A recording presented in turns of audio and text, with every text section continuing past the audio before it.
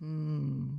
As a result of working with me, I help people reconnect to themselves and to each other. I'm a relationship reset expert. And how did you become one? Mm.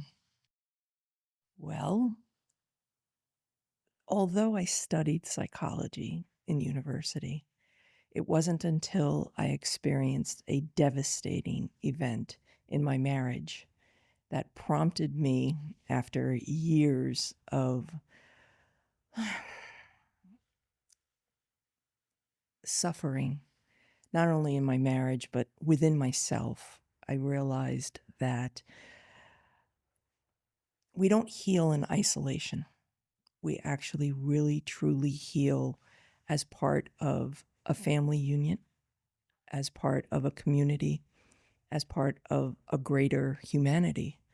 And it was that pinnacle moment that caused me to really look within and realize that betrayal happens on so many different forms. We do it to ourselves, we do it to each other, we do it as a society. And I moved into this realm of helping others when I had an amazing mentor. She was a group leader of a support group that I attended. And she pulled me aside one day, and I was the unofficial sponsor for everyone else in the group. And she pulled me aside and she says, Vanessa, there's something I need to tell you, which, if you've seen my Oxford talk, you know that just hearing that line, there's something I need to tell you, it brought me back to that moment. And I won't give it away. But she said, there's something I need to tell you. You're being selfish. And I took such offense to that because I was the unofficial sponsor for everyone else. And I fought her back. I was like, wait a second. I'm on speed dial for everyone else. She said, wait, wait, wait. You're being selfish because you're keeping your talent to just 11 people. You need to be more out there. You need to write a book. A book? I'm not going to write a book. I'm not going to share my story. Why would I share my story? And she says, your story is so powerful and it can really change a lot of people's lives. It's changing the 11 lives in here. Imagine what you could do if you share it with the community, just the community locally. And I became the best well kept secret in my community of helping couples work through challenges in their marriage. Because overall, I believe in love. I do, and I believe it conquers all.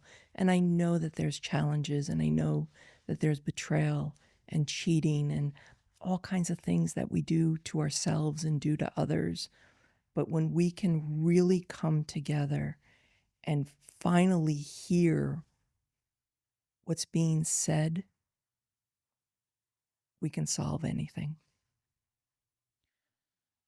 Tell me more about the micro betrayals, because we think of the cheatings and all of that as like one big act. But as I have been working with you and we discussed about these things before, it's never really most of the time a big act. There are small things leading up to it. Uh, how can one be aware of those? A lot of my micro betrayals, as I refer to them, these little things that kind of get underneath your skin and you tuck them away under the rug. You figure you minimize them. You don't validate them. And one of the examples that I use in my talk was, I remember it so distinctly, and sometimes when I bring the memory back to mind, I can viscerally feel it. Is I had a best friend in second grade. We were peas and carrots. And one day at recess, she whispered to the new girl, and they both turned to me and giggled and ran off together. And I stood there and I just remember the wave that came over me of hurt. And what I don't share in the talk is it it was further exasperated by the fact that I went home and I was so upset. and I shared it with my grandmother. And my grandparents went through the war, so they had a lot of trauma. And when I shared with my grandmother that my best friend is no longer my best friend, and it really hurt, she minimized it by saying, my friends were carted away. And her trauma started rippling through generations. And it came to this 7-year-old girl who lost her best friend on the playground at school. And my grandmother minimized it. And please don't misunderstand me. I love my grandmother to death. But I didn't realize that that was a micro betrayal twice over, not only from my best friend, but then from my grandmother. And we have these all throughout our lives. And some of us are great at cleaning those up. Others, such as myself, we're not. We hold on to it. It's a little scar on our skin, and we just start collecting these little ones that we became, because of society and because of family, they're minimized, and we don't recognize the impact that they will have until we have a catastrophic one. And in my particular case, because of my husband's actions, what happened was Pandora's box opened up. Every single insecurity I've ever had came flooding in and pretty much knocked me on my ass. And what I suggest, especially to my clients, is start cleaning up those little micro betrayals, start making peace with them, recognize them for what they are.